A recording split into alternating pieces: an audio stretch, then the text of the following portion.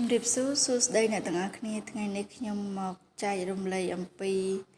ការបង្កើតប្រយោគអញ្ចឹងវីដេអូមុនខ្ញុំបានបង្រៀនពាក្យមួយចំនួនដែលដកស្រង់ចេញពីសៀវភៅ ASK1 ឥឡូវយើងយកពាក្យទាំងនោះមកបង្កើតជាប្រយោគតោះឥឡូវយើងចូលដល់លេខរៀងទី1តោះអញ្ចឹងលេខរៀងទី1ខ្ញុំបង្កើតពាក្យនេះតោះនេះហៅម៉ានេះហៅម៉ាចឹងពាក្យថានេះហៅម៉ាប្រយោគនេះហៅម៉ាហ្នឹងមានន័យថាគឺតើអ្នកសុខសប្បាយទេអ្នកសុខសប្បាយជាទេហ្នឹងហើយចឹងយើងអាចឧស្សាហ៍ប្រើឧស្សាហ៍អនុវត្តទៅគឺយើងអាចនឹងចាំឲ្យពាក្យហ្នឹងរៀងស្រួលដែរណាហ្នឹងហើយតែឥឡូវយើងអានម្ដងទៀតនេះហៅម៉ានេះហៅម៉ាតើអ្នកសុខសប្បាយទេអូខេតែឥឡូវយើងចូលលេខរៀងទី2តើតើនឹងពាក្យហៅហ្នឹងហើយចឹងពាក្យហៅហ្នឹងបើប្រែថាល្អណាចឹងយើងយកពាក្យហៅហ្នឹងទៅបង្កើតប្រយោគចឹងបានទៅជាសួរហៅហွက်សួរហៅហွက်សួរហៅហွက်ហ្នឹងន័យថានិយាយសម្ដីល្អសួរហៅហွက်ជក់ហៅសឿន័យថានិយាយសម្ដីល្អធ្វើកិច្ចការដែលល្អណាចឹងពាក្យទី2ហ្នឹងអានម្ដងទៀតសួរហៅហွက်សួរហៅហွက်បើប្រែថានិយាយសម្ដីល្អហ្នឹងហើយឥឡូវយើងចូលដល់លេខរៀងទី3បង្កើតពាក្យនិនហ្នឹងហើយនិនហ្នឹងបើប្រែថាអ្នកតែចំពោះអ្នកដែលមានវ័យចំណាស់ឬក៏អាយុច្រើនជាងយើងដូចជាឡៅស៊ឺអី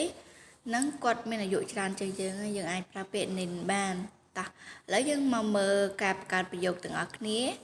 តោះលេខរៀងទី3និនសឿចុងវិនឡៅស៊ឺម៉ានិនសឿចុងវិនឡៅស៊ឺម៉ាបើប្រែថាតើអ្នកគឺជាគ្រូភាសាចិនមែនទេណាចុងវិនឡៅស៊ឺនឹងបើប្រែថាគ្រូភាសាចិនអូខេតើឥឡូវយើងអានម្ដងទៀតនិនសឿចុងវិនឡៅស៊ឺម៉ាតើអ្នកគឺជាគ្រូភាសាចិនមែនទេអូខេតើឥឡូវយើងចូលដល់លេខរៀងទី4តោះលេខរៀងទី4ខ្ញុំយកពាក្យថានីមិនហ្នឹងបកប្រែថាអ្នកទាំងអស់គ្នាឬក៏បកថាពួកអ្នកតែក្នុងប្រយោគនេះខ្ញុំបកប្រែថាពួកអ្នកខ្ញុំបកប្រែថាអ្នកទាំងអស់គ្នាណាវារឿងទំនងជាងពួកអ្នកតើឥឡូវយើងយកពាក្យនីមិនទៅបង្កើតជាប្រយោគតោះលេខរៀងទី4នីមិន是学生吗នីមិន是学生吗តើអ្នកទាំងអស់គ្នាគឺជាសិស្សមែនទេហ្នឹងហើយចឹង学生នឹងន័យថាសិស្សហ្នឹងហើយតើនីមិន是学生吗តើអ្នកទាំងអស់គ្នាគឺជាសិស្សមែនទេតើឥឡូវយើងចូលលេខរៀងទី5លេខរៀងទី5យើងយកពាក្យទួយពុឈីបើប្រែថាសុំទោសចឹងយើងយកពាក្យទួយពុឈីហ្នឹងទៅបង្កើតជាប្រយោគតើឥឡូវយើងមកសិក្សាទាំងអស់គ្នាតោះលេខរៀងទី5ទួយពុឈី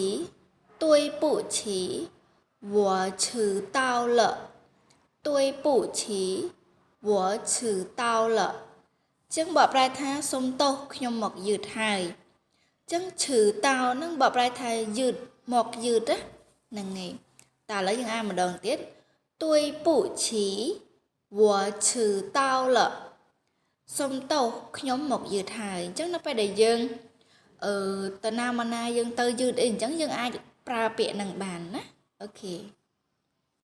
តើឥឡូវយើងចូលដល់លេខរៀងទី6យើងយកពាក្យថាមីគួនស៊ីយកមកបង្កើតជាប្រយោគអញ្ចឹងពាក្យមីគួនស៊ីហ្នឹងបើប្រែថាមិនអីទេតើឥឡូវយើងទៅបង្កើតជាប្រយោគទាំងអស់គ្នាតោះលេខរៀងទី6មីគួនស៊ី我刚到មីគួនស៊ី我刚到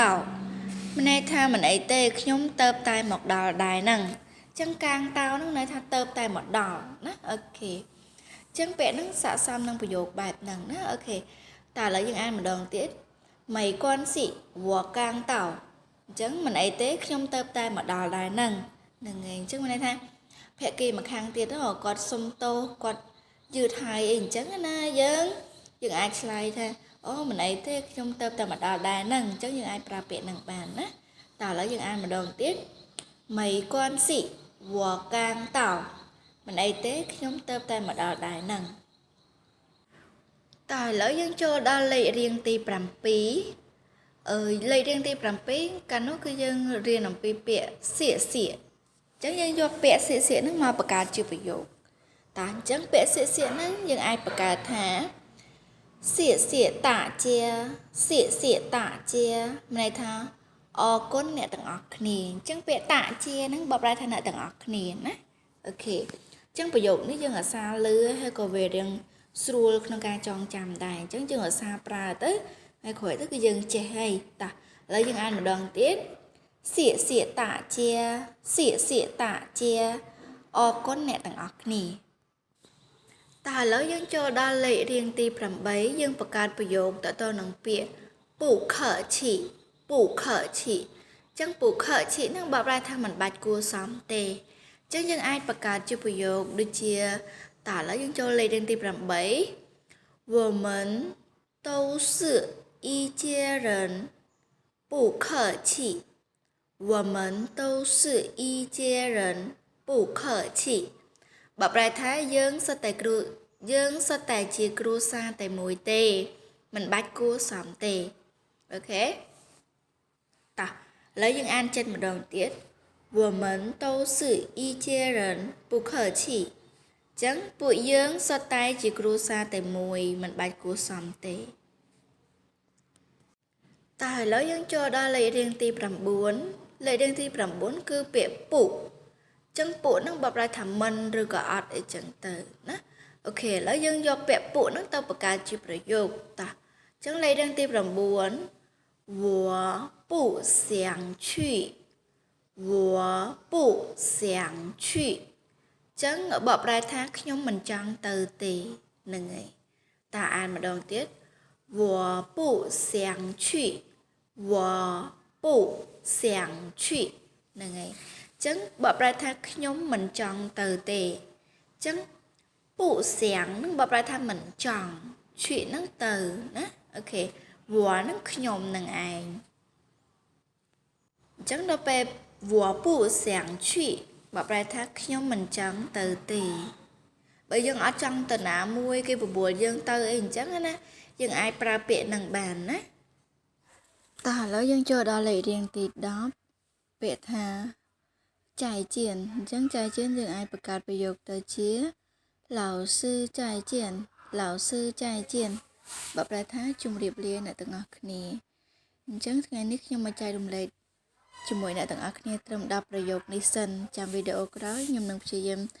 ធ្វើបង្កើតជាប្រយោគនិងធ្វើជាវីដេអូល្អៗចែករំលែកដល់អ្នកទាំងអស់គ្នាណាអូខេចុងក្រោយអរគុណដល់អ្នកទាំងអស់គ្នា